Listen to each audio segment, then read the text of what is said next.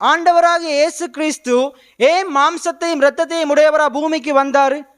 ஏன் பூமிக்கு வந்தாரு? கடந்த காலத்தில் நம்ம நிறைய பிரசங்கம் கேட்டிருப்போம். நம்முடைய பாவங்களை மன்னிக்க, பாவிகளை ரட்சிக்க, இதை மட்டும்தான் நமக்கு போதிச்சாங்க. இது மாத்திரம் அல்ல, அது ஆண்டவர் வந்ததுக்கு ஒரு நோக்கம்தான் அது. அதே போல் இப்போ நான் பேசுறதும் ஒரு நோக்கம்தான். ஏன் ஆண்டவர் இறங்கி வந்தாருண்டா, தரித்திரத்திலையும் ஏழ்மையிலையும் இருக்கிற ஜனங்களை அவர் ரட்சிக்கிறதுக்காக, அதிலிருந்து தூக்கி எடுக்கிறதுக்காக. எத்தனை பேர் ஆமேன்னு சொல்றீங்க?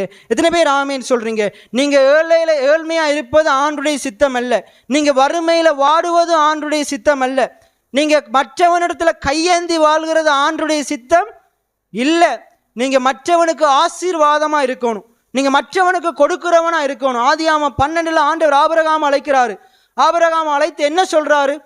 நான் காண்பிக்கும் தேசத்துக்கு போ, நான் உன்னை ஆசீர்வதிக்கவே ஆசீர்வதிப்பேன், உன் பேரை நான் பெருமைப்படுத்துவேன். அது மட்டும் சொல்லல, நீ